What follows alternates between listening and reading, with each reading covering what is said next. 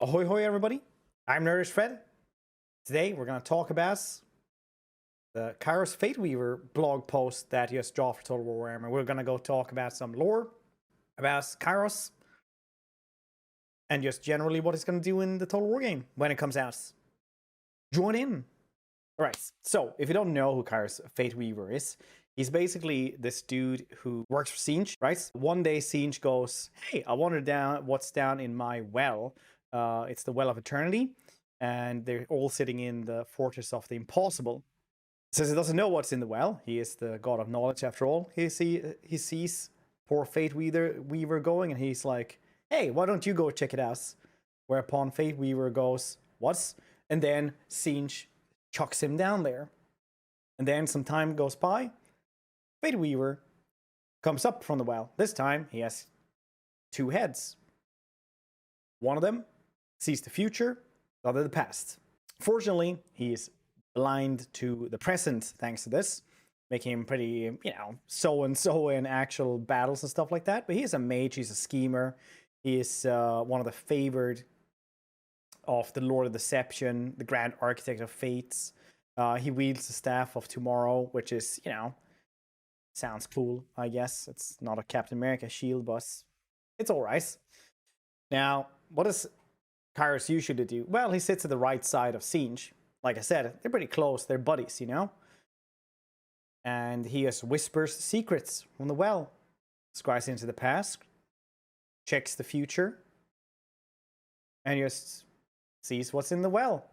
And he mumbles constantly, sitting there.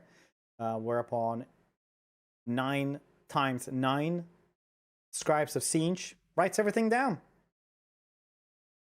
I guess that's why you want like a good secretary, I guess, because they can type so many words per minute. And I mean, like, why would you need otherwise like 81 dudes just sitting? Like, how much do they actually? It's just 2 heads, right? It's some things just aren't thought out in the lore, are they? They're demons. They probably don't get lunch breaks. Some of the cool stuff that he does is basically just sit around like Doctor Strange in Infinity War, trying to scry the future, see which possibilities can happen. Some of the cool stuff he's done is he challenged Anirian, first Phoenix King, during the creation of the first Vortex. Well, I said the first Vortex, there's just one Vortex. And, well, his physical form got destroyed by the Sword of Cain. He also invaded Bretonnia during the Year of Woe, where he tried to take all of the 12 artifacts from Giles Breton's disciples or companions.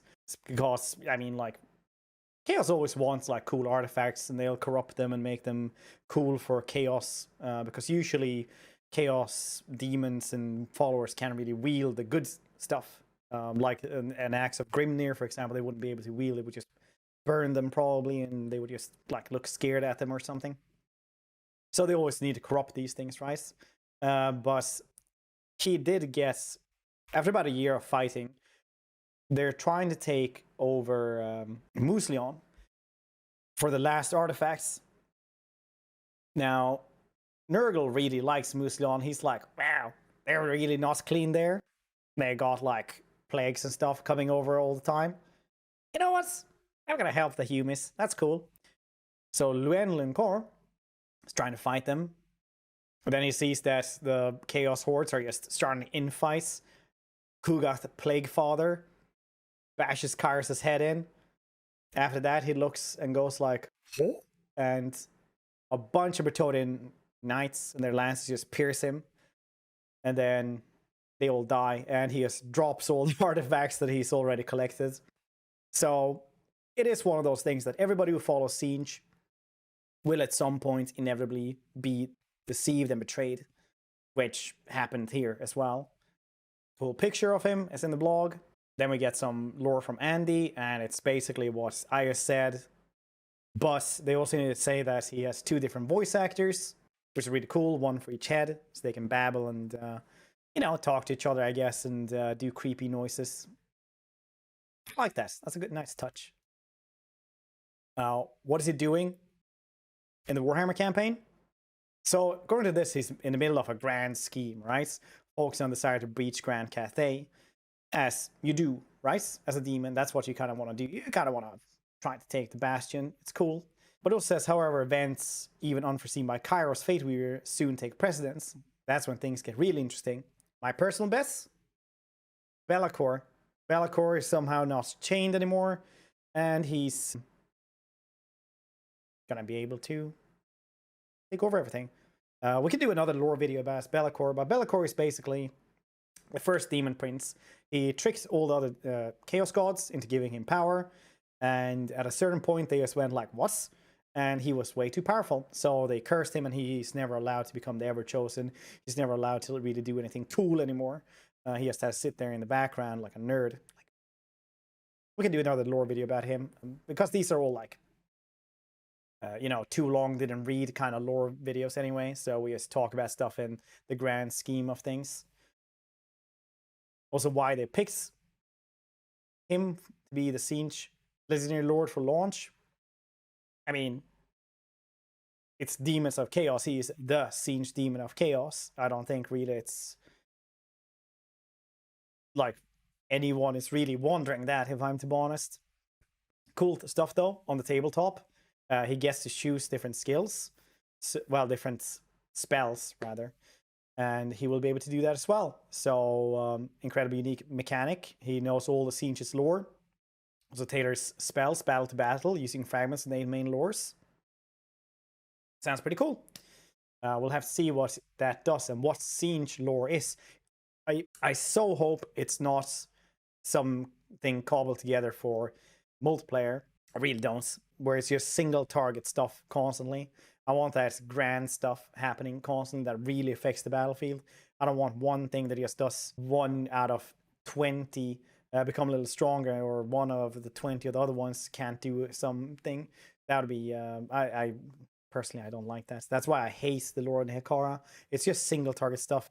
The worst Skull Vortex. But they have other stuff, so that's cool. And that's it. That's what they go for in this one. So hope you guys enjoyed this one. This is a little bit shorter one. If you enjoyed the lore talk, just tell me. I mean, like, just tell me in the comments. Go into my Twitch channel, twitch.tv/Nerdragefred. It's really fun as soon as one of you guys come in. Tell me you like the video or something like that. It is it literally makes my day. Follow on Twitter @Nerdragefred, or just like, comment, and subscribe over here instead. What was I talking about? Oh yeah, if you like the lore video, tell me. I'll do more of them. I'll do for every single goddamn legendary lore there is, and it's going to be for Total War. And otherwise as well. I mean, we have so many things to discuss, right? So I'll see your cute faces next time. Kairos Fateweaver is the insidious architect of this assault, and is heralded as the wisest of the Lords of Change. Cast into the Well of Eternity by Tzeentch, Fateweaver emerged with 2 heads. The left scries the past, while the right foresees the future. Thus, the Oracle of Tzeentch sees both the road ahead and the path behind, but is rendered blind to the present. The